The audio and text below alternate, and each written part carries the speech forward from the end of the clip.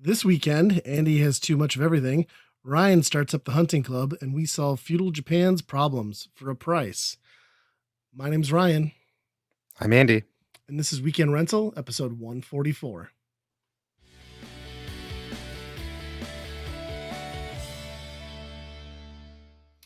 All right, well, I thought we should kick things off this episode with some Microsoft talk. Microsoft been in the news or Xbox related things over the last couple weeks since we've been in between episodes. The big one, they laid off 10,000 people across Microsoft, a lot of them coming from the gaming division, including 343, Bethesda. I think it was another major studio. So that's a bummer. But what I wanted to touch on was like the kind of like hot button topic that just fizzled out. And that was over their statement on how in the energy conservation mode of your Xbox consoles, Microsoft had patched in like energy balancing technology. So supposedly, like I suppose it must go off based off like your location, energy grid information, and whatnot. So basically, Microsoft is all happy. They're like, "Hey, your console is now greener than ever because when your console is in rest mode, if you have it in rest mode or standby, it's looking for time periods in your area that renewable energies are in the power grid. So now you're more eco-friendly." And That then sounds amazing. Nobody should have any issues with that. no, because it's when you're not using it. But then there's this giant dipshit in our country. Apparently, I think his name's Ted Cruz. His wife's apparently very ugly, according to our former president. Um, and I don't know what he read, but then he went on a rant. He was mad because they're coming after their guns, their gas ranges, which is I don't know why Republicans are upset about gas. There was some bill that they're trying to ban gas ranges or something like that. Yeah, or like restrict, or like I think it was like more favorable if you did energy because Oh, sure. shockingly they found a study that I think the deal was they found a study that like long term use of burning a gas in your home for food consumption has negative can have some slight negative hmm health. Oh, shocker. Okay, fine. Nobody's taking away anybody's gas ranges, but now they're coming after the gas ranges, the guns, and your Xboxes. They're gonna tell you when you can't play Call of Duty. We got to conserve energy, says Ted Cruz, and then that got tied up into, from what I understand, the Fox News cycle, which they don't research anything, so then it kind of went all over the place, and people were mad and calling Xbox woke for putting a slight bit of dorky technology into the rest mode of your console that you wouldn't be playing anyway. And yeah, trying to save your energy bill a little bit. Like, Yeah, you should be happy that your idle machine is costing you less. And if Microsoft wants to do the extra reverse engineering to figure out how best to pull power from where you live in the country while it's doing that, who cares? right, exactly. If I could put my Xbox on off peak, it would be amazing. Right. Dude, like I would love an off-peak Xbox. There's just like a small like half-gallon diesel generator outside my house that like fires up and then it Yep. like powers my Xbox in rest mode. Yeah, I read that story and I was like, why are people so mad about this? And then when I read the reality of it and just the fact that it, got caught up in like the Do you conservative right wing movement for no reason at all. you almost have to wonder though, is it like some guy doing this on purpose just to see if he can get these stories to run on, you know what I Probably. mean? Well, I think you could dangle like a carrot in front of Ted Cruz and you pretty much can get anything you want out of Yeah. him. So he's just an absolute moron. But I thought it was hilarious and so insignificant. Like even the news of what they did is not like diehard Xbox fans didn't even give a shit about it. But the news is that it was made into the lamest non-news factual story, and like everybody paid attention for like 12 hours. So good The job, best Teddy. part the best part about this though is like Alex Jones is going to be reading Xbox patch notes here and there now. Well, yeah, because now that's how QAnon. That's how the Q is like disseminating information now. It's through patch notes. Through you see that typo in that sentence right there. I mean, it's child molester. Yeah, I don't know. I laughed pretty good at that, but I think we're at the end of a rope on things to be mad about. Oh god. yeah, there are bigger things. Like I don't know the 7 school shootings we had in between Hmm. now and the last recording. So, but Xbox power consumption. Let's take the Twitter on that. Meanwhile, like Britain is going on a general strike tomorrow, and we're worried about Xboxes. Priorities. uh, You had some other sad Xbox news I saw.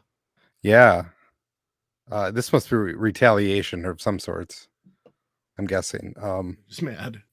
I think they're, I think they're trying to like shut down Xbox 360 because they can't apply this new technology to the Xbox 360. That would be my guess. Like, do you mean like the live platform? You're thinking like just live just isn't like the base No, no, layer or what? the energy savings. You know, Oh, the gotcha. 360 just takes too It's much just a energy, so they're power hogs. They got to get rid of it, huh? yep. So in order to do that, they obviously have to restrict the number of games that the Xbox can play. And they're removing like 44, I think, 360 games from the marketplace. And yeah, this is kind of I'm you can still download them if you own them. So it's just one of those things where you just can't buy them. Again, because they can't guarantee compatibility or what? It's more probably licensing, right? Or something. Yeah, that could be I'm it. not Yeah. even sure. I believe the backwards compatibility still works on these. So if you have the disc, it should still come up. But yeah, it's weird that just all of a sudden they're just like, we're not going to sell these anymore. Yeah, that is a bummer. But like at the same time, it's like that whole backwards compatibility since the 360 days has always just been like this weird fever dream where like they never like they hyped it so much, never really got close to. I mean, I guess in the 360, by the time they were done with that console, you had like what, like 300 games, and there wasn't a huge library for the original Xbox. But it's weird to me that they haven't been able at this point in the game to just have everything available to install and go. Yep. Because like you Um, just could never rely on it. Like I just remember always like popping a game in and wanted to see if it would work on my 360, and like no, no. crapshoot. Yep. Yeah. Especially that when the 360, when you got the original Xbox games, Mm-hmm. there was a crazy list of like this doesn't work and this is weird on this game and Yep. And then always have those like weird breakthroughs where like they would get one piece of the emulation figured out, but then it'd be like the result of that would be like 4 Barbie games, like a Nickelodeon game, and something else you'd never want to play. It's like, well, yep. good job cracking that code, guys. Yep. Hmm. Well, that's too Yeah, bad. it's just weird though because like they still have to have it like it's not like it's going to stop the downloading. It's not Right. like So you're yeah, getting if the update and the patch is there, like why remove it from the store? yeah. Was it anything notable? Yeah, it's I was trying to find a list of them. Here we go. Basically all the Assassin's Creeds, Okay. um And those were Dark 360 games? Souls. Yep, These are Dark all Souls, 360 couple games. yep. Call of Duty Ghosts and Advanced Warfare. The Witcher 2, Mass Effect 2. Just some weird stuff. Like those are pretty tentpole 360 games. Yeah, that is odd. It is odd. I would imagine though that digital sales and those stuff today, like if it have to be almost non-existent, right? Like Yeah, I mean they're you either if own them or you can go to a pawn shop and find them for like 50 cents. yeah, Hmm. well, who knows anymore? Now it's going to be the stories out there. Everybody's going to be pumping up Assassin's Well, Creed that's true. 360 games even though Ubisoft games will actually increase in value. What? Huh? Yeah, that's weird. Call can you imagine how many copies of Call of Duty Ghosts are out there? It's got to be Yeah, that was the one that like really didn't do that well either. Like a mhm. lot of those copies ended up I mean, I saw that thing in pawn shops left and right. Yep. Yeah, well, that's odd. Very odd. Yep. There's but that's I guess that's the future. Like, I mean, I guess it's sad that stuff has to go away when it exists digitally and hmm doesn't need to. I mean, I guess technically we all know that you're gonna find it somewhere online and could emulate it, but yep. yeah, it's dumb. Why remove it from an existing storefront? It's Especially if you still have to serve it. Yeah. because they want to remaster all of those and sell you new copies. Well, I think few of these have already been done that way. Yeah, But Mass Effect. I don't yep. even know what's happening with Call of Duty anymore because like I don't know what's a new one and I don't know what's a remake. It makes no sense. Yeah. It makes no damn sense at all. And I haven't even. Have you played that new? What do they call it? The uh, the Tarkov. It's basically a ripoff of Tarkov. Mm. Oh, I can't think of the name of it. It's a Call of Duty game. Yeah, DMZ. Is that what it Okay, is? that's separate from Warzone. Yeah, I think it's like a mode or something like that. Okay, free or is it in the game? I don't know. I'm guessing it's free, Yeah, but Call of Duty Warzone is very good for what it is, like hmm a free Call of Duty game. I just got my ass handed to me a lot. There's like the reward cycle, is not there to where Fortnite feeds you bots and lets you win. Like you yeah, just get destroyed a lot in Warzone unless you're good. So, which is fine. yep. Yeah, I don't know. Speaking of things that don't make sense,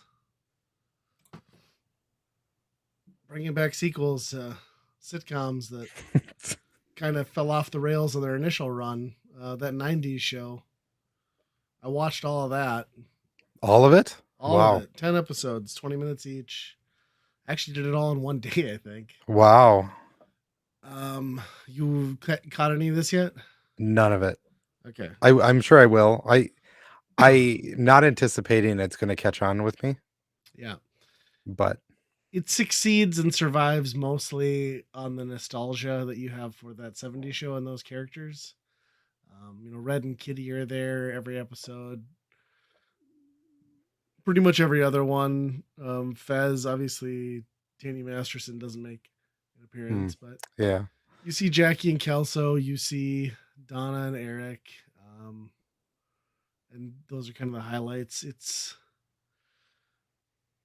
the first episode's awful. Like, there's almost no chemistry between Eric and Donna, which is like very weird feeling. I don't know, maybe it's because of the lesbian affair she had in prison, but um, and then after that, they like kind of find their groove and their pacing, but it's never like as good as that '70s show because if you look at that '70s show, like that, I think that Mila Kunis or whatever, like she was notoriously like very young for that show, like 14 or whatever. But the rest of those cast members were like, again, Danny Masterson, like the dude was playing a college kid like 3 years prior to being cast for that in Roseanne, and he's playing a high school kid. So you had these older actors playing these younger kids, right? Well, here they went like almost. I feel like they went too younger. Maybe it's just because I'm 40 now, so they seem so much younger. But it's almost like you're watching like an iCarly or a Disney show, like cast at that Hmm. level, or like Boy Meets Girl Meets World or something. Like they hit a little too young, so it's just kind of like weird. Um, and I don't know. And none of them are as good of characters. They're not. None of them are as well thought out. None of them are as good at actors. Like the kid comedy stuff doesn't land as well, which is kind of a bummer. But it's not bad as a whole. Like if you just look at it as like a nostalgia piece, but they like really f some stuff up. Like it's 1995. Um, the clothes don't look anything like what I would have remembered people wearing in 1995. There's also a scene where they're drinking like, and I guess they would have existed at that time, but you can't tell me any kid would have had that. They're sitting on a couch and one of them's drinking Coke out of a glass bottle, and another kid's drinking like orange soda, like orange crush out of a glass bottle. I'm like, no, those were like plastic. This is 1995. That doesn't add up. Yeah. Which probably isn't helped much by the fact that the main stage for this whole thing again is um, Red and Kitty Foreman's house, and they're like retired old people, so they're at that point in their life where like their house just stayed at like whatever era, Yep. like it basically stayed from that '70s show. So that maybe causes some of the problem, but yeah, I don't know. It's just, I mean, I guess the success of that '70s show wasn't so much of like leaning off the era, and this isn't either, but it's just not At that least great. it didn't for us because obviously we didn't really know Right. it. Um, but yeah, I just feel like if they want to make this a thing, you definitely need it. Like while you're watching this, if it's the scene downstairs with the kids, if that's not entertaining, Yeah. then then I think they failed. Because Yeah. Well, and there's a whole episode too where like the little Asian kid, of course, hmm is installing a PC for Red and Kitty in their living room and like getting them connected to the internet. And I'm like, I'm sorry, kid. They live in Wisconsin and it's 1995. that's pretty I early. I highly doubt, yeah, these people had, I mean, dial up even like internet. So Yeah, could I don't be. know. It'd be on the early side for Yeah, sure. you'd be, maybe they were closer to Chicago than I give them credit for. I don't know where Point and Place, Wisconsin is, but I don't know. I thought it was Huh. weird. I mean, like I just recall people getting dial up when I was in like my junior year, and that was like '98. It was still new then. That's when I got it, was 98. God, we're old. Yeah. Yeah, I can't say don't watch it. I can probably say you'll only get anything out of it if you were a pretty big fan of the original. Um, and there's some moments like that make up for it with like the old cast, but I will say Wilmer Valderrama looks very old now as Fez. Like he looks, his character's even creepier when he's like beat down, like broke ass old Fez. So, And like eventually you're not, if you were here for 30 some years after being a teenager, you're probably not just the foreign exchange student anymore. yes, well, that's true. Yeah, what the heck? you're you're more of like you're probably more integrated into culture and Yeah, speech patterns and stuff like that at that point. I think the best scene though, like for me, was I can't remember. It's gonna kill me because I should know his name, but it's the hippie dude, like that was always hanging around with the kids. And like there's Oh, a scene where Tommy like, Chong, yeah. yeah, where like Red or Kitty and the granddaughter like have to go track him down for like a scene, and then like, how do you? She's like, wait, he knows you? How do you know this guy? He's like, oh, he was just like the kind of like strange looking older man that hung around her children, and then like she has the aha moment where she's like, no, they would have said something like he was a child molester or something. Yeah. I was like, that was pretty good, but yeah, I don't know. Well, I'll be surprised if this gets another batch of episodes, but could be wrong. it And it's weird because can't it's be. set over the summer. Like the whole thing is like she goes Oh, to Point and really? Place for the summer, so she lives with wherever, like in Chicago, wherever Eric and Nana live, and then everybody else is just a local. Huh. They're still there. Yeah, Nobody left. yeah. No, nobody left apparently, except for Danny Masterson. Yeah. Well, yeah. I think he's going to that same place that Don was at. Yes, I think you're right. So, Yeah. That's can't be any worse than the 80s show though. oh, That that one was 80s pretty show was bad. terrible. And then you look at the talent in that show too, and it's just like, oh yeah, Yeah. that was just a poorly written show. Mm-hmm. You got Turkleton, you got what's his name from Always Sunny. Sunny guy. Yeah. Yeah, what did that last? Like 4 episodes, and then they pulled it off. Pretty much. Yeah. That was like not just like super like 80s up your ass. Yeah, You that's know, where they got it wrong. Like that '70s show was good, not that because it was the background. reminded you of Yeah. the '70s. Yeah, but they're like, no, we're hitting you over the head with the '80s. Yeah. Didn't work. Didn't work at all. Worked for a lot of other things though ever since. But Yeah, that's true. Stranger Things to great success. yeah. Yeah. You been watching anything new? Yeah, so we watched a movie called Everything Everywhere All at Once, which is a crazy title for a movie, and it does a really good job explaining what the movie probably actually is. Um, this is a really, really hard movie to describe to anybody. Um, so I watched it like a month ago actually, and just haven't figured out a way to properly describe this. Um, but it's this Asian family that owns a laundromat. Things are falling apart in their life or whatever Mm-hmm. until she finds out there's like a multiverse. And it's like as soon as you say multiverse, everybody just like, oh, superheroes, and all that Right. shit. But it's a multiverse that basically diverges time by any random thing that a person does, usually like stupid shit, like picking your nose or something. Just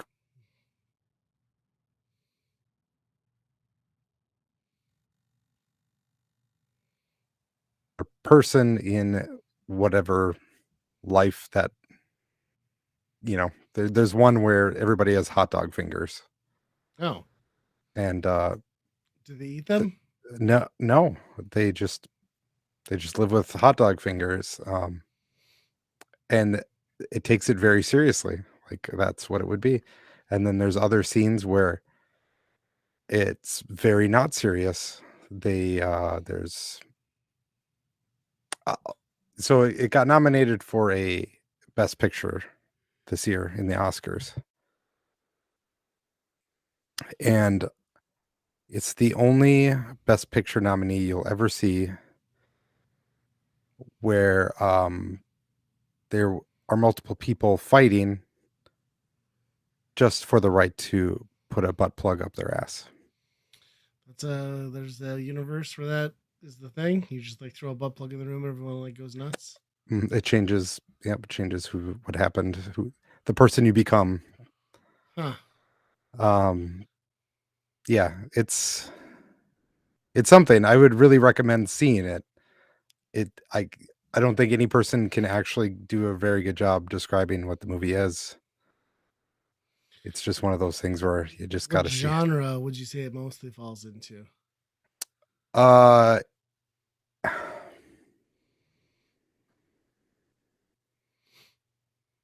it kind of has a vibe of like Matrix, where it's just Okay. kind of like everyday person all of a sudden kind of the world isn't what it seems, and then it becomes kung fu and like all that's different fighting. So It's instead of I a would say, red pill or a blue pill, it's do you want a butt plug up your ass or not? yeah, it's an action, but there's a lot of comedy in it too. Okay. Where can I find this? It's I think it might be on HBO Okay. or Paramount, one of the two. I watched them on.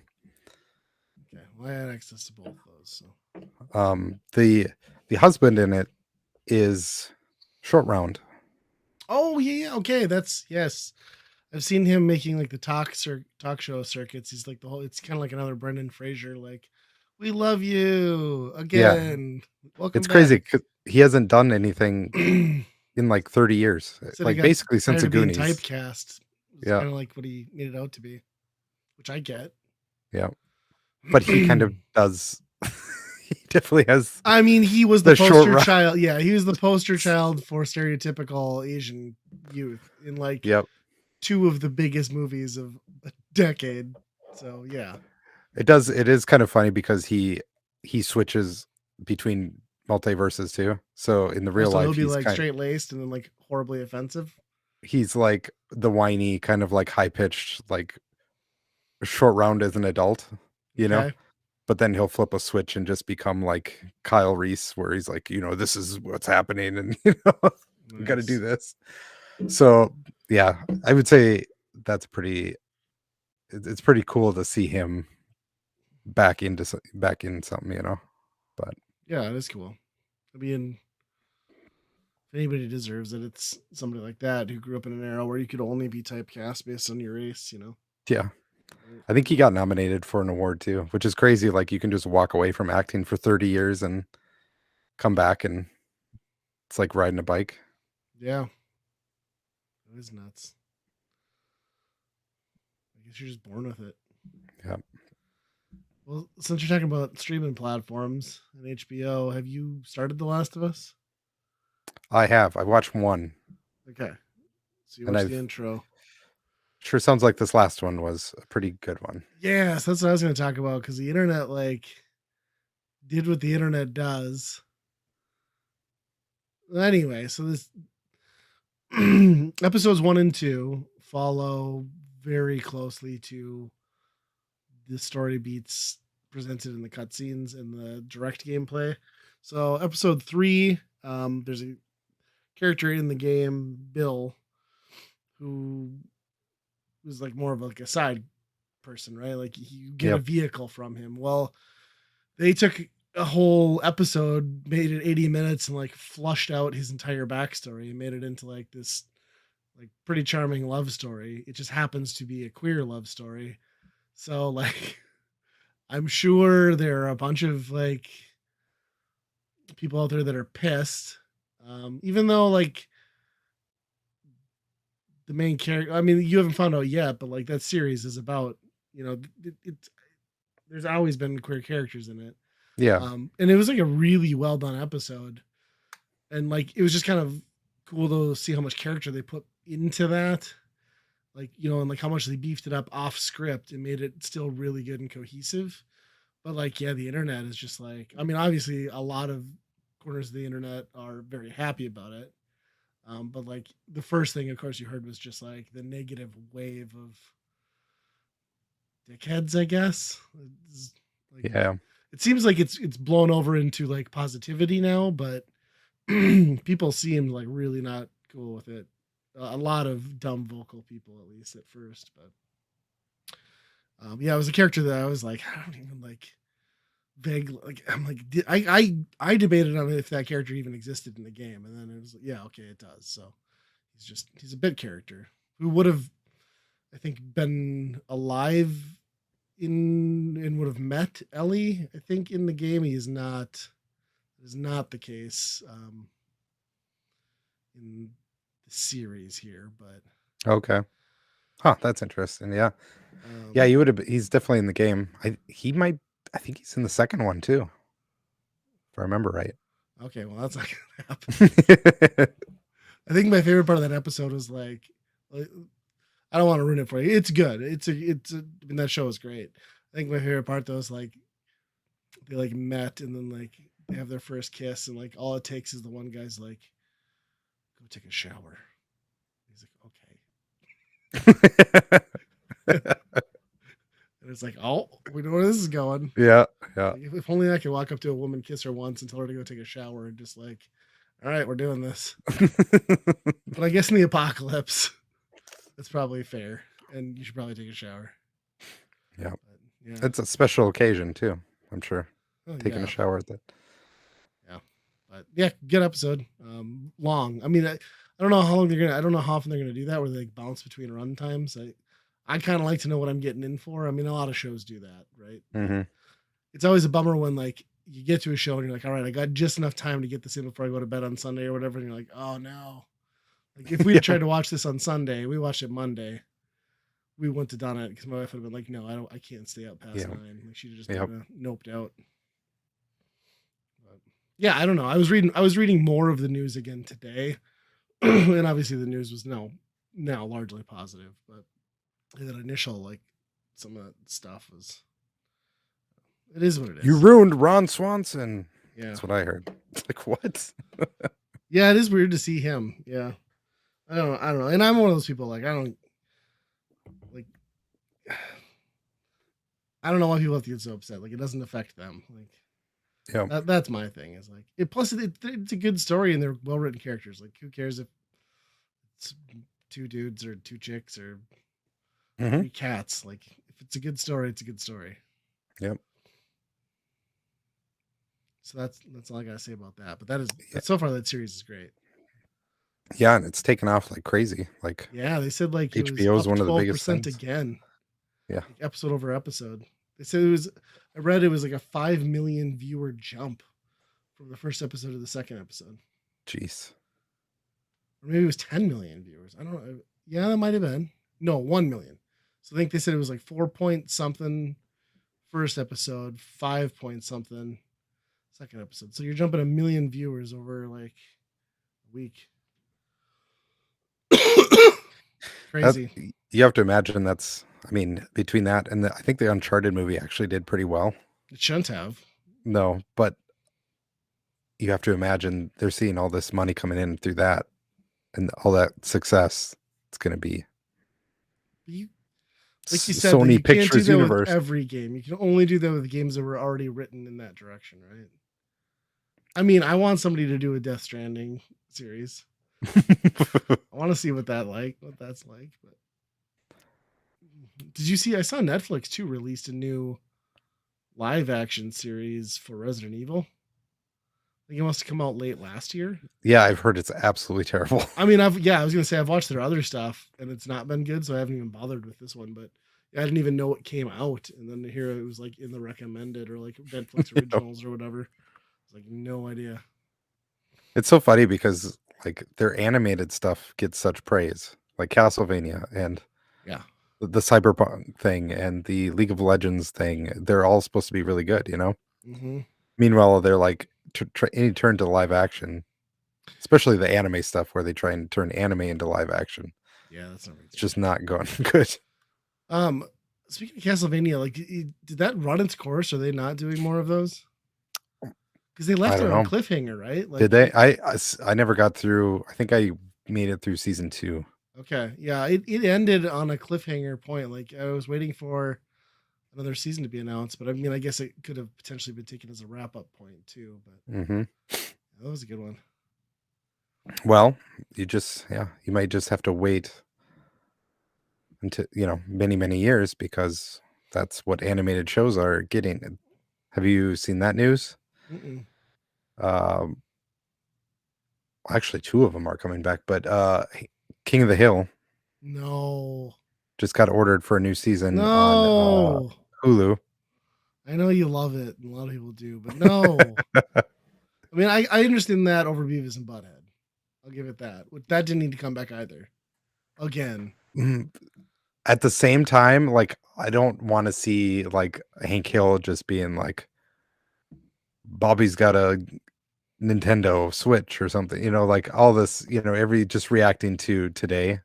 Like I don't want any of that. Dude, it'd be nice if it was like flash forwarded 10 years to where like Bobby's like a dumbass young adult, like with his own kid or stupid wife. Like I would just like to Yeah. see how that guy ended up Yep. and just get Hank's even like more curmudgeonly, like in retirement Hank. He's got nothing to do but criticize everything. That would be But better. like Bill's probably dead. And Dale, you can only imagine what that character's like in, Oh my in this God. political climate. All he's going to talk about is QAnon. He probably is Q. Uh, Yeah.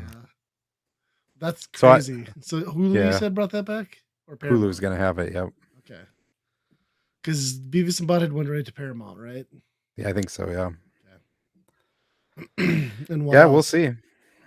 The other one is they announced that they're making a new season of Aqua Teen Hunger Force, which is I'm more lukewarm on. Like I don't. Yeah, like they tried to bring that back a couple times. Because what was it called the last time before it got canceled? It was Oh like my gosh, the last 3 seasons were like three some. different names. Yeah, that's what I was gonna say. It was like Team Hunger Force or something. It was like It was at that dumb. point they'd lost me. I kind of They made checked out him. around season 5. Like the Dick ship is like about where I Yep. was like, Yep. I can't do this anymore. Yep. That was right where I was at too. Yeah. Anything after that was not great. Wrapping spiders in diapers, I'm down with. A giant dick that builds a ship out of dicks. I don't know what we're doing here. They Well, I think the story behind that is that they were finally able to say that. so they just threw it in there as much as they could. Yep. It was like that year or whatever the censor lifted. Didn't but you South could Park do say that with one dick. of those episodes too, where it was like they could finally say shit? There's Yeah. like the shit counter on the screen. Well, I mean that's cool. I mean, I'll take more Aqua Teen. I don't know how happy I am for it. I know they're also trying to bring back some more Metalocalypse, which I am all about. Yeah, Especially that would be since they good. never got to do the final season. Like if they let Brendan Smalls do the final season, that would be amazing. I Yeah, it's mean, amazing like how just randomly that stuff can show up on that Adult Swim stuff, you know? yeah, Like yeah, Venture Brothers was always like that. It was like 3 years later, here's the new season. yeah. Like that heyday of like really good Adult Swim. There was like a 6 year period where pretty much everything they put on there at like 3 in the morning was just killer. Mhm. So good. C Lab. God, I love C Lab. And then home movies. People are like really hit or miss on home movies. I think it's great though. Just like the squiggly art design, I think threw a lot of people off. Mhm. Which they eventually got rid of squiggles, like season 5 or whatever. They're like, Oh, no, really? now with no I don't squiggle technology. Oh, wow. That was Huh. whatever they switched to for animating, got rid of that. That was back when H. John Benjamin didn't make an entire career out of voicing cartoons. Yeah. Remember his show too on Comedy Central for a while? John Benjamin Has a Van. Yeah, that didn't last very long. No, I love that It episode though where he's got like that camera producer. They're like, or that producer in South America. So they get like right on the line of like some like hostile like South American country and he shoves him over the line. So he gets him like he crossed illegally. So then they have to leave him in the country. And he comes back like 1 year later and finds the guy. He's like, I'm really sorry, man. And then he pushes him over another line across another border. Like, why'd you do this to me again? Hilarious. Yeah, that was a Yeah. great show. It's weird like that guy is so prolific. I Oh mean, yeah, between Bob's Burgers and Archer and all that stuff, he's voice acted everything over the last 25 years. Is but yeah, Bob's his Burger Bob's face. Burgers is still going, right? Yeah, they just had that Yep. movie and everything. Yep. That's a good show too, but like I kind of fell off of watching it on cable, and then Mhm. which I weirdly I have vinyl for Bob's Burgers, so get that butts Don't butts look up butts what song. season they're on because you'll feel really old. I mean, it's been running what 15 years at least, I'm sure. It's doesn't seem like it, but Well, that show though, to be fair, took probably 5 years for anyone to give a crap. mhm. It was way later than like the rebound into like popular favor than like The Simpsons had even. And then it was Yep. hot for a couple years, but then it like kind of its TV run lined up almost perfectly with just like the overtake of streaming platforms to the point where like it never really got like Yep. its audience. So, so it is a great show though. All those kids are Yeah. funny. I think they signed on for another few seasons, as I well as mean, The Simpsons. Like, yeah, I was gonna say you're on the network that just doesn't let things die if they're animated. So yeah, I can't believe that The Simpsons are gonna have 800 episodes or something. I was They've listening to like, that Go Nintendo podcast, and they were having like the same discussion about like how because they're about our age, like how influential The Simpsons was, and like how many things we can quote from it on a day to day basis. Like, but all of that stopped at about season 8. Like, we all love the first maybe 10 years, and then because I even thought by the time the movie came out, I was like, boy, they jumped the shark. Like, mhm. nobody's watched that show in a couple of years. And now the fact that it's still going is just, ugh. Because it was Yeah, genuinely like the funniest show out there for a good run. Like I don't know, you get more bang for your buck for like a comedy show. And then yeah, just stop doing it. But then they didn't stop doing it. it makes a person curious though, like as if I must be missing out, right? They keep, Are you? I don't know, they keep renewing it, and it's still there. So somebody's watching it. There's somebody that knows all this and has been watching it all these years. Yeah. I don't know who, man. It's got to be. They're not. There's nobody. There's no way anyone's going into that new. Right? They're not getting new viewers. It can't You went be. You wouldn't think so, because you go two ways, right? Because they're either still writing the same characters that have been around for forever. I Right. mean, everybody in Springfield,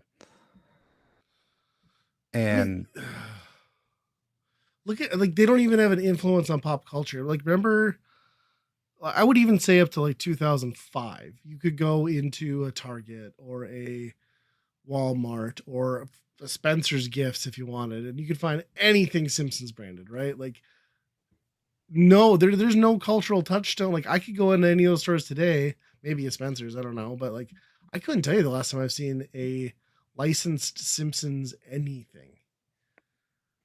that's true. And if you're that far off the radar, I mean, if they're continuing to run and it's been this long, they should be in almost Mickey Mouse status. You know what I mean?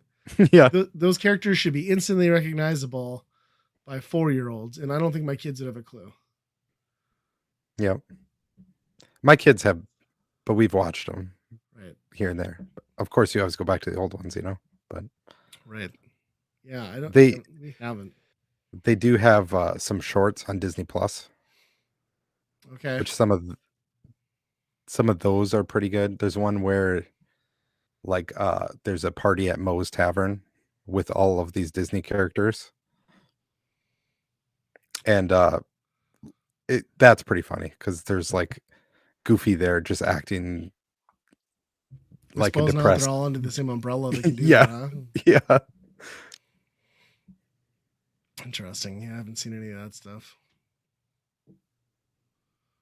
Well, speaking of cartoons, Metalocalypse and the everybody's favorite side character from Metalocalypse, Dr. Roxo, the rock and roll clown.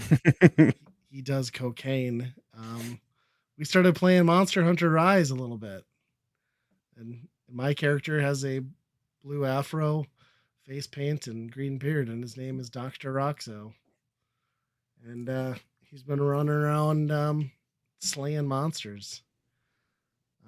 You and I got to jump into a match finally. Was it Sunday? A So we're still couple early days on. ago.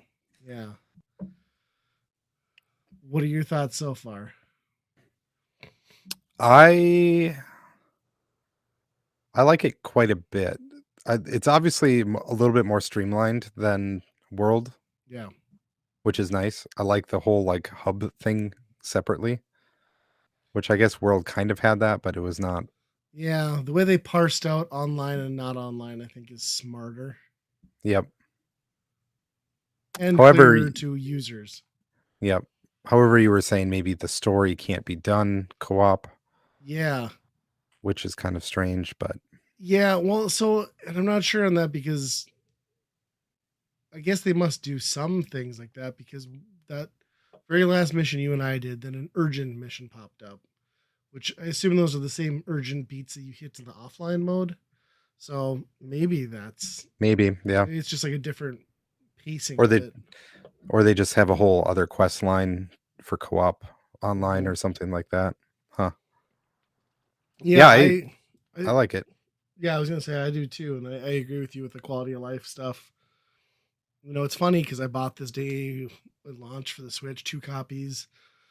I wanted to get into it with my son, and like it just got frustrating. He was a couple years younger than obviously this game. I think came out about a year and a half ago on the Switch. Um, so I never really got very far in it, and then I jumped into this one, and like I'm getting that same itch. Like I just want to keep playing it. My son has actually got his character leveled up too, so I think he'll probably join us and fill out our 4-person squad. Um, yeah, there's like I think the mobility thing is what impresses me because those games are always very slow paced, and I've always done Great Blade, which is like you're a very slow paced, vulnerable character, and now I've got this dog that can help me out. I've got these like little flies that can help me zip through the air. So I'm much more mobile and agile than I've ever been, and I'm less a sitting duck, which is it's one thing in multiplayer. Like somebody can take the heat off of you, but when I'm playing solo, like I Hmm. can't tell you how much better that feels to be able to hop on, get a ride, use my whetstone, heal up, and then jump right back in. Um, So I'm digging that. Um, and I like that the town is more compact. You know that I think like you said, like that hub world, even world, it was really all the same-ish, like color wise, and then like Hmm. all those different docks and stuff you had to run around. Like here, everything is super compact, and I like that you can hold the button to get to the map, and then you can just like zap to where you want to be. Like it's just like instant because everything loads so fast with the SSD on the X that you're right there. Yep. Um, I would say my biggest disappointment is just that the cats make you little poof balls on a stick, and I really miss the satisfying like giant hunks of meat being like butchered up by a samurai cat and fed to Yeah, me. the great animations that they Yeah. had in that game. Yeah. So I mean they're cutesy here, but I liked the big hunks of meat Hmm. and the patched cat. Yeah, Yeah, you wanted Salt Bay Palomino, right? yeah, exactly, exactly. Or Maybe they'll Palico, add that yeah. in. Yeah, Yep. it'll be in the expansion. Yeah, I don't know. I'm excited to get into it more. I think maybe later this week I'll jump on again. Hopefully you'll have Hmm. some time too. And we actually did have Biff jumped into a match. Which did you even talk to Biff since he exited the show? No, no. Yeah, just ghosted everybody. Yep. Yeah.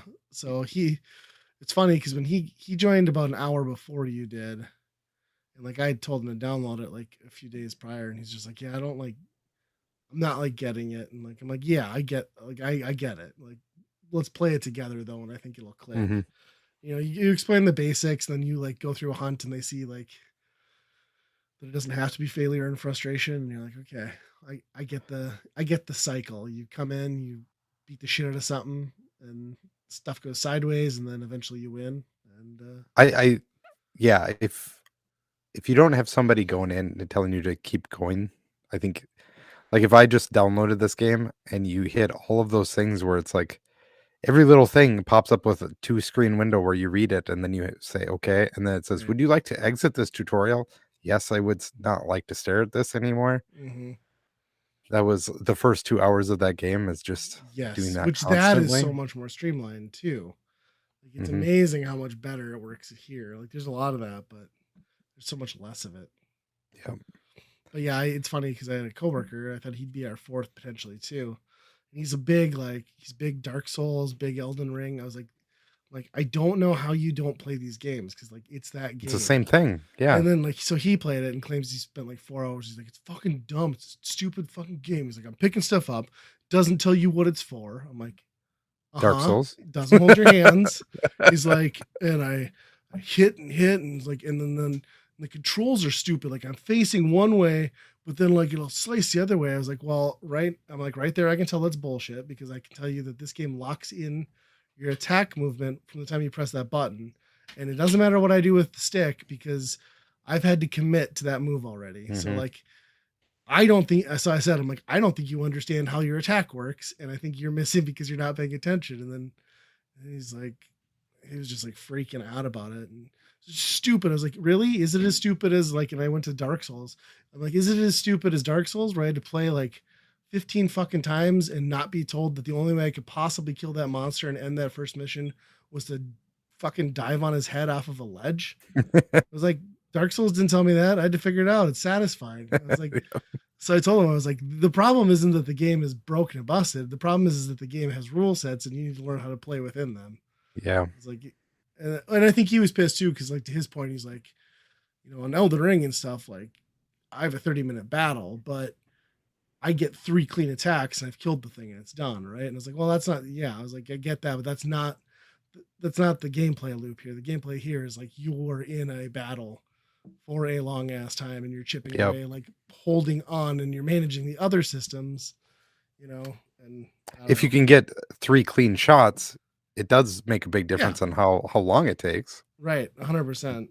So I told him to just stop playing. I was like, just stop until you can get into a match with me, and like we'll go through it. And he's like, well, how long do your battles take? Like how often do you lose? It's like not that often. Like, but they take a while. Like I'm like Yep. we were playing some, but we were definitely doing 35 minutes. I think the other day. So It's kinda like Punch-Out, right? Where Punch-Out, it's like you could punch and punch and punch and you'll knock them out and win, but if you know how to do the exact combos, yes, the exact best shots on the guy, then it's gonna last a lot less, and Yeah. that's the nuance of the game. Yep. Yep. Yeah. So yeah, I'm excited for it. I haven't figured out the hammer yet, but I'm trying to decide since you are a Great Blade Yes. that maybe I should switch to something a little bit different. I don't know if I want to do a gun. That seems those seem Cro- tough. Crossbow. Yeah. Yeah, and I've never ventured much. Like I said, I I think I tried the gun lance or the gun when I first started this one and I hated it. And then I just kind of fell right back into the Great Blade because like that's what I know. And then I was just like, well, I'm in this loop now. Like I'm just gonna keep that. So yeah, Yeah. And the weapon systems are really deep, yeah, probably deeper than Dark Souls, I would imagine. There's a lot of, I yeah, mean, different combos, different even how, like the hammer and charge blades and all that stuff. They all have different modes to put them in too, yeah. It's And weird. then like you can take the time to go to those training areas, but it's like you almost hate to like take time out of the game to do it. Hmm. But yeah, I mean that is the one thing with the Monster Hunter series is like there is a lot it expects of the player, just like a Dark Souls game or something, where it's like they're not going to tell you a lot, and you're going to have to do a little reading and understanding, and you're going to have to understand that you're going to have to manage your inventory wisely to be able to effectively use it in combat. It, And I mean, it's a lot different than what they used to be though too. I yes, mean, the way you can play, like how we play is like, hey, there's a monster, let's go kick the shit out of him, yes, And that's not how the game originally was. It was a lot more of tracking and all that bullshit. yeah, it was. I do miss like the old days where you could like cook meat on a spit, like out in the wild. That was fun, Hmm. but yeah, I think like I think it's good to see this one hit other platforms, and I know that they're doing it to like try and sell more of those expansions. But to me, this was like a huge win for Game Pass because one, this game was great when it came out on the Switch, and it sucks that it was just locked on that for the longest time. I guess it's been on PC for a while, but the visual upgrades are nice, and like having the SSD for like snappiness is a Hmm. big upgrade from the Switch. And just knowing that like all these people have access to it who might try to jump into it that would have never done it before is nice. Yeah, I was trying to remember if was World ever on Game Pass? I'm not sure. I don't know. I don't know. Maybe for a period around Iceborne, Hmm. but I really wanted to play Iceborne. I just couldn't convince anyone else to come back for it, which was Hmm. understandable given where we'd gotten with that game. Yeah, that is But that is the thing with. I mean, the harder the monsters get, I think the more irritating it kind of gets then because I mean, you just have to get good at some point. yeah, right, and that's where I'm a little fearful too. And like Biff was like, "Well, these are just stage one," and then in the back of my head, I'm thinking like, when do we hit the first prick? Like, when do we hit the thing that's like, Hmm. I mean, the overcoming that is going to feel great, but where's the first dragon moment where we've just wasted an entire night and we want to just crush this game and never play it again? So Yeah. it's It is coming. fun. It's fun when you get to the point though when you can do the tour where it's just like you Yes. load into an area and you're just like, I'm gonna kill all three of them that are here. Yep. Yeah. Yeah. I still think back to that. Like that. I think there was that one we never did beat, but that fight where that desert fight in World. There's like that dragon that just like runs on all fours. Remember that one? And then he ends Hmm. up in like that hole. I just remember Yeah, like that was playing that for 3 days and being like, we can't, like, when is this ever going to happen? Like, we'll never beat him. And then yeah. you finally do. And you're like, holy crap, this is like the greatest game ever. Yep. Yeah, It that felt game. good. But then you never got the one material you needed out Right. of it. That's just what I was going to say. And then you have the realization that you don't want to do that 7 more times to get the full armor set. So, Yep. yeah, it's good. I'm curious to see where it goes. Hopefully, some interesting plays because we really haven't gotten to new monsters yet. It's mostly been recycled, a lot of like jaggy skin over things, and Hmm. so I want to see something new or evolved, but I'm sure that's coming.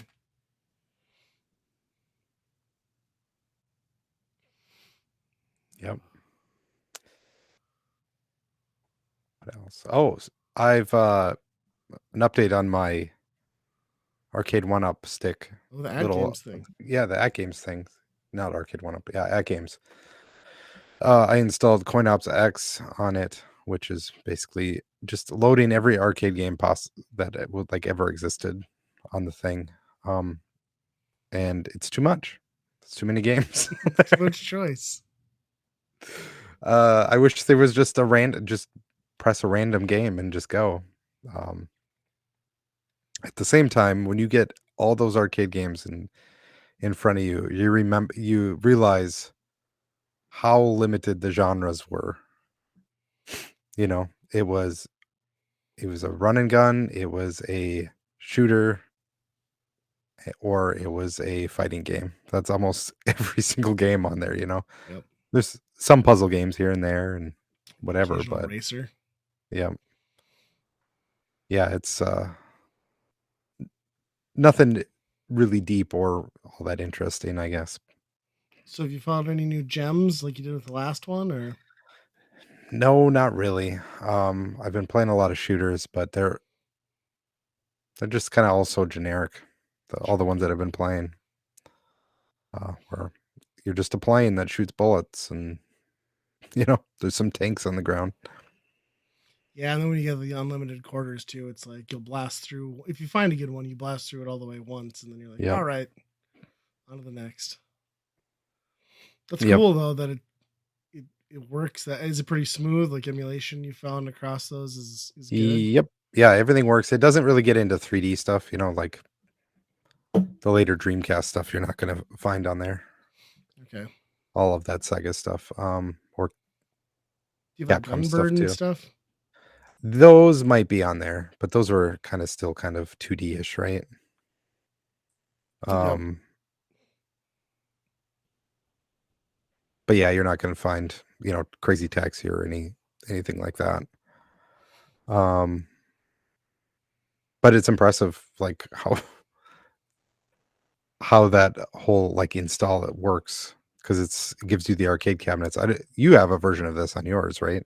Yeah, so I have Your Coin Op stand up. X, yeah, and there is I think we talked a little bit. There's a version that I want to install. It's called like the Whopper with cheese, and there's a version that's optimized specifically for the um, orientation of the pinball table. So everything's already that format. So that's the one Yep, I plan to install. yep, yeah, that'd be cool. I just like how much detail is in. I mean, they've grabbed the bezels of all these arcade games if they can find them, and usually, like if you hover over one of the games, it basically tells you what control. I mean, just on the arcade machine model that they have there, it kind of shows you like what buttons and control that you're going to use, which is nice because half the time you don't want to go in there and be like, oh shit, you need a paddle for this one or a trackball for this. And, So some people took some real time to like put together a nicely curated package. It's not just here's a packet of ROMs and good luck sort of thing. yep, exactly. That's pretty cool. Yep. Um, it's kind of funny though because like you give it to my kids and they're just like get to the Nintendo section and that's all they play. It's just like the VS games, and it's like, well, those are you could just play the NES games with Right? those. Yeah.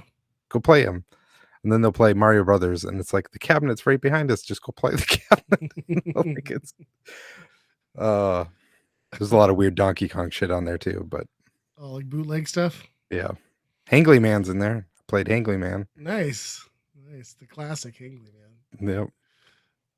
That's awesome. Yeah, I'm definitely gonna need to do that and get that going on my pinball. Which, again, I have to find a home for my pinball. Just it's still in the living room, and I don't have a great place to put it down here. It's gonna have to come down to the game room, but game room's gonna need a whole redo. I think at some point. Mm-hmm. I just don't have the ambition for that right now. Yep. I was gonna say before I forgot, I was just gonna touch on it. I was listening to R3 Ramble Record Repeat, and I've heard about it from some other places too. But Fraser had mentioned he'd gotten the last Ronin over the holidays, and that's one I've been interested in. So for anyone who doesn't know, was like a limited comedy or comic series from the original writers of TMNT, Teenage Mutant Ninja Turtles. But all issues are out, so you get it in like one hardcover, and it's basically like the death story of the turtles. It opens up. There's one turtle left. He has everyone's weapons and has like a black bandana, so you don't even know which turtle is the sole Hmm. survivor.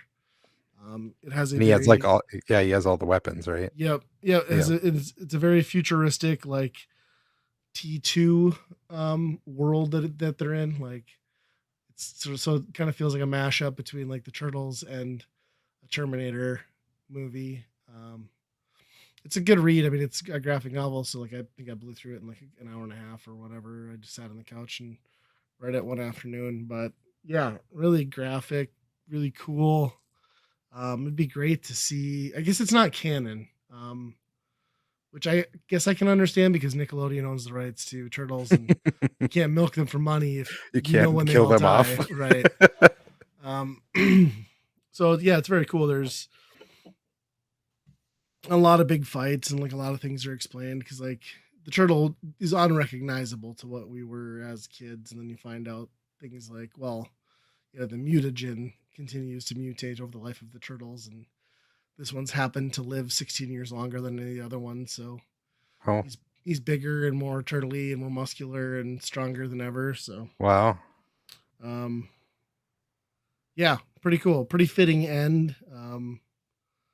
Some nice touches and callbacks to most of the to all the like the side characters you'd want, and then some of the main nemesis people. So, and it's far enough in the future that I think the main baddie at this point is the grandson of Shredder. So that works out to be. So some time has Okay, passed. Yeah. sure. But, Yeah, I've always been interested in reading that. yeah. Well, That always sounds like a great story. I'll let you borrow it. It's like I'm gonna go back to it anytime soon. But I'd love to see it as a movie. It would be a badass movie. Yeah, that Super would be dark. cool. Yeah. That's kind of what that I mean, they kind of did that with Wolverine, right? That was based on kind of a similar story of like he's in a wasteland all by himself, kind of. Mm-hmm. Yeah. It's cool, and I think you can buy it like $20. So Yeah. it's cheap enough. I just found it at Barnes and Noble and paid 30 because I'm an idiot, but it Hmm. was there and I wanted it. Yep. But I bought a Pokemon like holiday unboxing set that they wanted like $40 for, and they had it down to 5, so it evened out. What was in it? A bunch of Pokemon figures. Okay. So Huh. give it to my kids. They had a blast with it. But Hmm. $5 for anything Pokemon is pretty sweet. Yeah. Wow. Well, is it time for our weekend rental? Our staff picks. Oh, did I miss staff picks? I missed staff picks. Okay, let's do staff picks. Sorry. You go first since you remembered. Yeah, so we my wife and I at some point we just dropped off of watching Community, which I think most people know what Community is, just kind of like a sitcom that limped along, barely got 5 renewed seasons. every season, that just never really had a great following while it was on. Kind of a cult following, and now it just has more of a cult following in its later years now. But it's getting a movie now too, apparently. So That's what they say, but yeah. we'll see. Um, at some point we just fell off of it. We were trying to get through it, and I don't know what it is. Like, it's a funny show. I really liked it. We just fell off. Um, so we picked it back up, and I think we're on season 5, I think, something like that. And yeah, it's just picks up, and it's still great. Like, you can just jump in. The episodes are kind of self-contained, but also written with a lot of inside jokes, right? Right. Which is kind That's the of tough part of Community is that barrier of like having to have watched enough to get the inside jokes is the only way that it becomes really funny. right. Yeah, you need to know what's all happened to King Jong.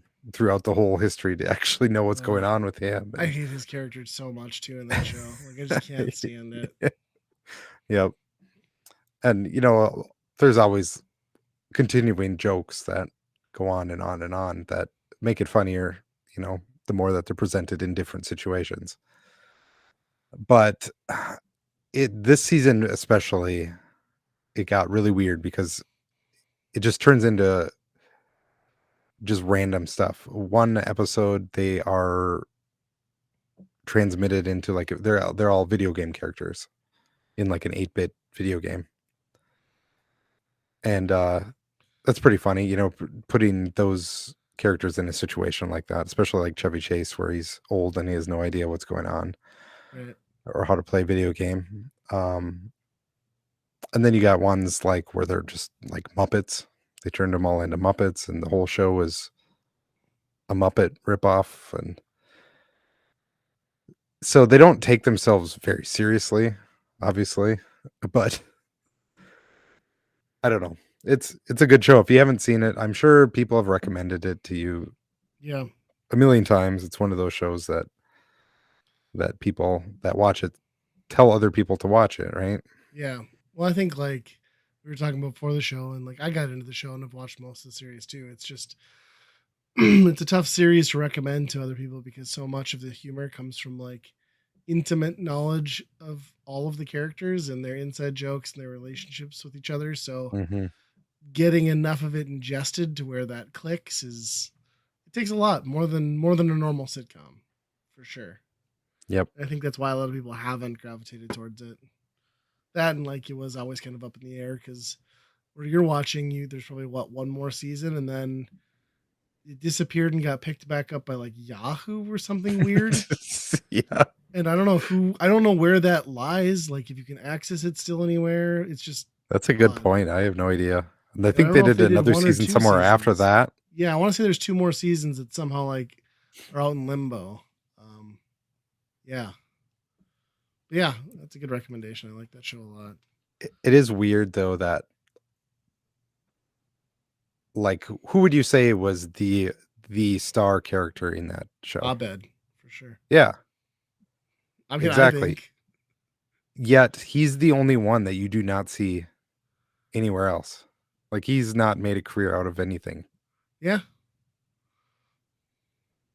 he didn't want to like write "This Is America," I guess. So Maybe he's just typecast as that type of thing, which obviously you don't get many roles for yeah, somebody.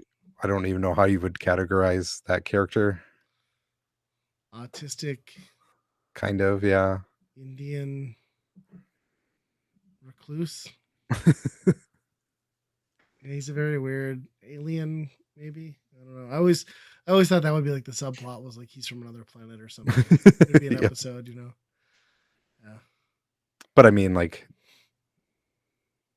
Donald Glover is obviously huge, and the two girls, like one of the girls is a pretty serious actor, and Joel Well, McHale still does the shit. And the one gal is the chick in Doom Patrol, right? Or am I crazy? I think so. Yep. Okay. I thought that was the same actress. So yeah. And Joel McHale is famous for just being Joel McHale. Like Yeah. even when he was on that show, like he was like the talk soup guy. You know what I mean? Like he's always Yeah. that asshole. He does that good. Like I think that might be one of my favorite years of the video game awards when Oh no, I hated that. He was just like shitting on oh, everybody. I wanted to I like know, punch but him that in the was head. awesome. It was so funny because he was there just doing it. He didn't care. He's like fucking video games is a joke, like making fun of developers and stuff. Oh Yeah, he didn't man. want to be there at all. No, it was a paycheck. It was funny though. Jeff Keighley learned his lesson there. Well, And obviously Chevy Chase kind of yeah. This was like fallen that was off. his last hurrah, right? And then he got Yeah, fired from this show for being insufferable. being Chevy Chase. Yeah. So my pick, kind of like not so hot on this one. I'm a big Bruce Campbell fan, as everyone should be. So I pre-ordered Bubba Ho-Tep on 4K the collector's edition because it's the 20-year anniversary of Bubba Ho-Tep, which if you're not familiar, this it's a B movie with a decent budget. Stars Bruce Campbell, but it's in a retirement home, and it's a series of bizarre events happening in a retirement village. And really, what it is like good guy versus mummy movie. But then Bruce Campbell is in his mind Elvis. So he's Elvis in a retirement home, and then his best friend is a black guy who thinks he's JFK. So you have these two like delusional old farts chasing around this mummy. It's so I watched it last night, and I think I'm gonna have to watch it again because I in my head I'd hyped up this movie and remember this movie being way better than it. And it's a great concept, and it is a B movie, so you shouldn't have like unrealistic expectations.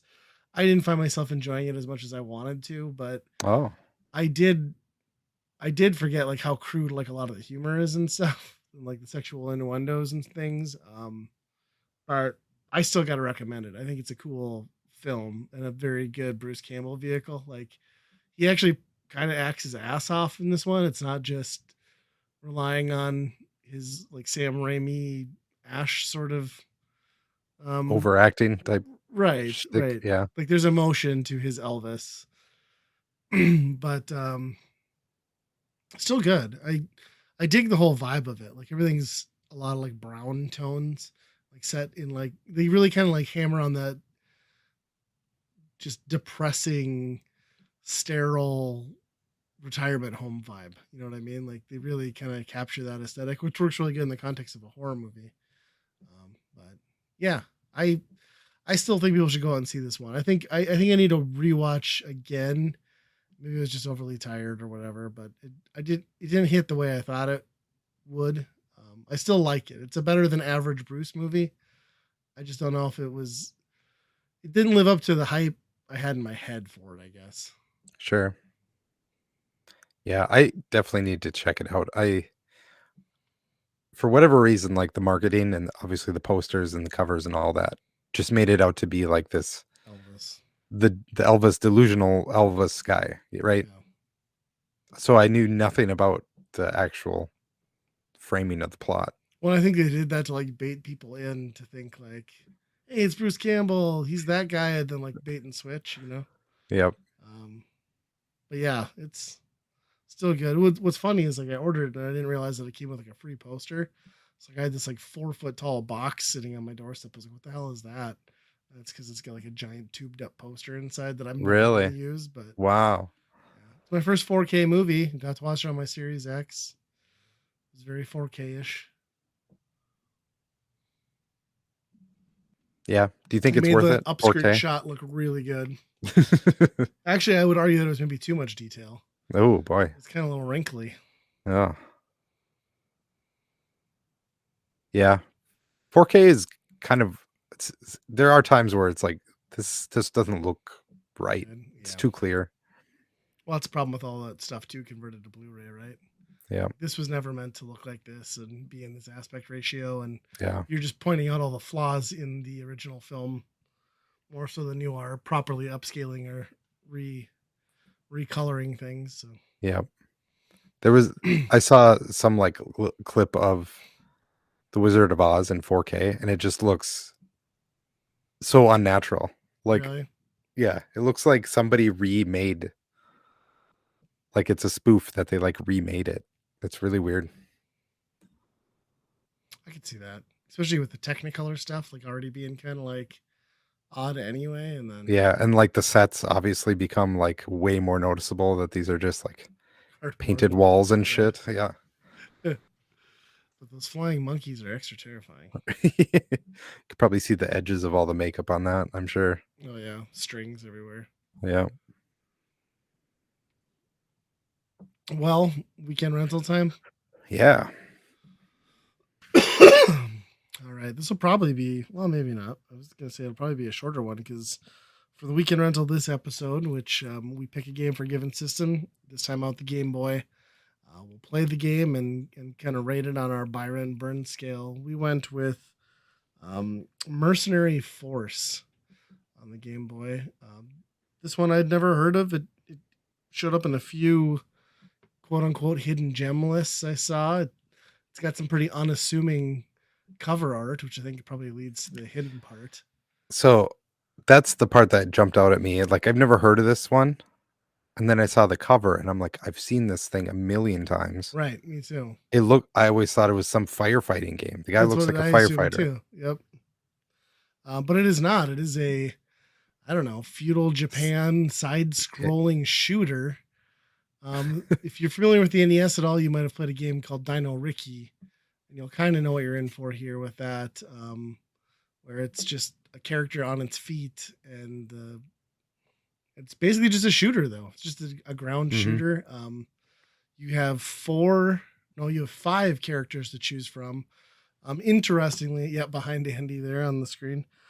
Interestingly, you can play as one character, or you can bring out a team of four, depending on how you want to do that. You really only directly control one, and the rest sort of just follow in suit in a sort of pattern or like snake-like train. I guess I don't. mhm. It's not the best. The trade-off being um, more allies on screen means more bullet sponges, and you're going to take a lot of hits in this game. So you kind of have to decide if you want to spend more money on more ammo to throw at the enemies, or if it makes more sense to just ration that and buy power ups and level up through the in level stores. And you can buy more life along the way. But for what it is, the graphics are decent. I'd say they're minimal, even for a Game Boy game. The sound's good. It almost reminds me of like a Legend of Kage sort of vibe. Mhm. And The the menu action's, music is ripping a song off. I just couldn't figure out which one it was. yeah, I kind of had that vibe too. But yeah, it's just a weird mix of like what you think should be a kung fu game with like a little bit of cute 'em up action as far as the shops go. But then it's basically just kind of your standard side scrolling shooter, just minus the space. We're so conditioned for it to be spaceships that it's weird when it's not. Yeah. It is having 4 players as your troop that you're controlling, kind of controlling, takes up a lot of the screen. Mhm. That's probably my biggest gripe about it because I just don't know how you can successfully, like, if you were hanging back, I don't think you could successfully avoid bullets Right, I in this agree. game. Um, if you stay way to the right and you know that where these guys are gonna come on screen and you can shoot them before they let off their bullets, I think that's probably the way to go. But hanging back, I just, especially like there's one of them that shoots up and down. Yes, So terrible. you want, I mean, she's only useful if you are obviously Walking walking past. by, yeah. And then a lot of them have different obstacles where, fences will jut up and rocks will jut up, and so it's already taking more real estate away from the battlefield. And boy, yeah, I don't know. I didn't try it with one player. You said that That might be the route to go. Yeah, that was the strategy I preferred because then like I only had to worry about where I was on screen. But I agree, like the the hard part is like you have to maintain forward screen enough to get guys before they shoot you. And what this game really needed was maybe like how some shoot 'em ups have the ability to counter projectiles. Like Mhm. if you could have shot projectiles, that would have balanced this game out a lot more. Especially with the multiple characters on screen. But yeah, I found it better for me to have one to two characters on screen at most, and then I progressed further doing that, just worrying about myself, and then I had a bigger bank of money saved up so that I could just purchase health at the store basically. So like I Yep. just kept topping off one character, and um, it was more manageable for me. It was a little slower. Like you have to choose your battles. Like obviously, like I had to let a lot of people walk by me. Like Mhm. I couldn't, knock out a whole wall without extra firepower. But yeah, I think that's the strategy for me anyway. Yeah, and it gets tougher as you go because you obviously want to pick up the coins because that's what you can transfer back into health, right? Right. And usually going up for coins is the dumb mistake that you'll make to get shot at. You're going to take more Yeah. bullets going after the coins than if you just avoided it altogether. You probably would be better off if you just played it safe and avoided Yes. and just didn't worry about coins. And then just ration your pocket. And that's kind of what I started doing, because the coin thing, like, is a little bit bullshit here, because they really only give you like what, 3 seconds of on-screen If time. that, So a lot of time you'll find yourself trying to reap the rewards and get the coin for the enemies you killed, but you have to dash into oncoming objects to almost get them. And it's dumb. They could have been a little more gracious, because it's not like it takes like 180 coins to get like the base level heal, and I think you only get 10 with each one you pick up. So I mean, you're gonna pick up a lot of those yep, before it's before you even can even gonna pay heal. out. But Yeah, even at the bosses, like, you kill a boss and it drops like a full screen of coins, you'll never you're not get going to them get all. them. You're gonna get a No. half. It's a little bit shitty in that way. So I think it is like, yeah, just like, I don't think you could ever truly get ahead, at least from the bit I played in the coin department. So like, it's kind of like resource management, because you'll never be able to like fully keep yourself going. And I Yep. don't know how many levels there are here, so I made it through 3. Um, and that's the other thing with this game, is it is one life, one run, no checkpoints, no continues. You're dead, game over. So it's kind of like roguelike in that way almost, and perfect for the platform that this is on. I mean, that fits the Game Boy just right. But it does require a ton of precision and memorization, as you were pointing out, to really get ahead. Yep. They were they were so close to making this just a truly addictive game. And actually a very modern game actually, where if Almost you Vampire could Survivor-ish. if you could take those coins at the end of the run and then dump them into any type of upgrading, Mm-hmm. this game would have been I would have been addicted to it. Yeah. But Yeah. once you get that game over and it's here you go, start the static run again. It was Yeah, it would really benefit from like a little bit of generosity. Like some three progression of some three sort. Yeah. lives. Yeah. As it is, it just sort of comes off feeling like a weird version of like Gunsmoke, I guess, is probably the easiest way to explain it to people. Mm-hmm. There's a little bit more like quirkiness involved, but same basic concept. It's just a lot of small. It's a lot of there's very small real estate on that screen, and a lot coming at you. And like as Andy pointed out, if you've got a lot of characters on your side too, it's just a lot of figuring out where to be and where not to be, because the enemies themselves are not that tough. The bosses are not that tough. Mm-hmm. It's just hard to avoid getting hits, and then Did we explain the other mechanic where there's four more formations that you can so I change? never even did this. I didn't know you could do that, because I never ran with more than 2 characters. Okay. Yeah. So if you have a full party of four, if you press, I think, the B button, it changes formation Okay, of where everybody stands. There's one where you all get into a block. That was the one that I like because it was more compact. So obviously you weren't taking, your hitbox for taking hits was a lot lower. sure. Um, but there was a few other ones, and I think that's maybe along with memorizing where the guys are coming from and what to expect, knowing which formation to be in is probably a huge help. But that was not something I really tried to play with too much. Hmm. Yeah, it's interesting. You could tell they had a lot of ideas here. Like maybe they didn't fully execute outright, but it's cool for what they try to do. It really Hmm. is. And I think it's a pretty memorable game, even though it can kind of be forgotten in a lot of those like 8-bit like kung fu sort of things. But um, the fact that it just ends up being a shooter after all is just kind of the funny part, I think.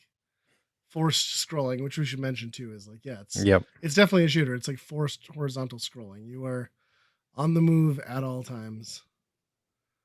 So, and then I I think the it's worth noting too the variety of enemy types. There's just like first stage is like kind of like what you'd expect, right? Like you fight ninjas and other things, and then as you get into the second and third stage, there's like lightning bolts, like aliens. There's tigers jumping out of shit, frogs. I don't know what those one things are. Flying squirrels potentially that are annoying as hell that like shoot That at you shoot right at you. diagonally. Yeah. Yeah, jerks. Bosses are pretty good. You see dragons and It is there's very Japanese. Like everything, yes, they didn't water down anything in that regard. It's yep. Yeah, it's very cool. I think the third stage boss I got to was like a giant like dojo looking building or like Japanese style castle. And you start out with that boss and he's like the size of an ant. Then he grows through the battle and like becomes this oh really? giant like half screen sized dude. It's pretty interesting. So that it's got a lot going for it in that regard. Like you don't. It seems to me like a lot of Game Boy games, especially like there's only so many enemy types you run into, but this game really throws a lot at you. So it's pretty cool.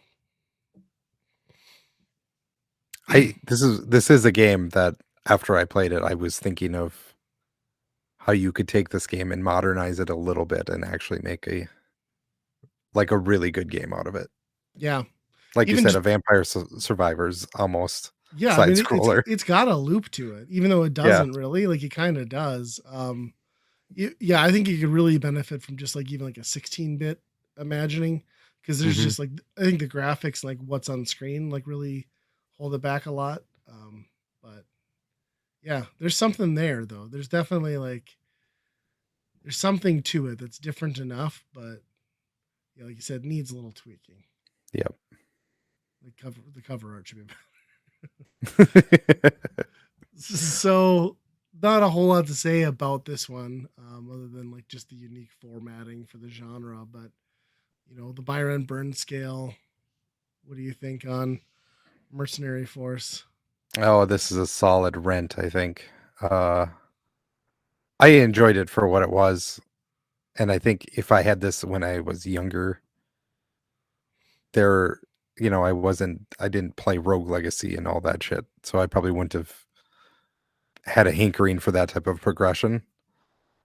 So I think this game probably would have gotten that hook into me where it's like, okay, I got a little bit more information of where guys come, and try and get a little bit farther. And that, you know, it's not a long game if you can beat it, right? It's probably half Yeah, hour, if that. I don't even I know. think so. Yeah, I was watching a long play and it was like 33 minutes they tapped out at. So I have to Sure. imagine it's 5 levels roughly. Yep. So I mean, as if it's kind of that game where you just try and get farther every turn, every try. Yeah, because you But have solid to rent. because it's game over, right? Yep. Get good Solid or rent though. yeah. I would agree. I would put this as a rent. I had that same thought though playing this is if this had been in my collection as a kid, this is a game I would have 100% beaten at some point. Like no doubt, I would have just like Yep. kept at it until I got through it. But yeah, I can't recommend it as a buy, but there's enough interesting stuff here that it is a good pick up and play on occasion sort of game. Perfect for the platform it's on. It's that type of game where you dump 15 minutes into it and all right, Mm-hmm. I'm on to something new or I'm putting the thing down and yeah, it's cool. And it's inexpensive as far as like quote unquote hidden gems go. I think you can still buy this loose cart under 20 easily. So if people want an original, easy enough to find, easy enough to emulate too. So, but yeah, cool game. Yeah. There's never enough ninja stuff when we were kids.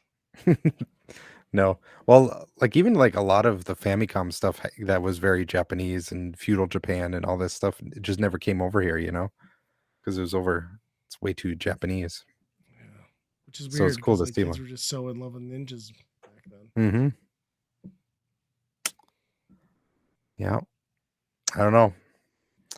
Anyway, I think it's time to say goodbye on this episode. But we'd like to hear from you. You can reach us at weekendrentalpodcast@gmail.com. We got a Twitter account too. I'm sure you can find us there. Um, Yeah, until next time, be kind, rewind.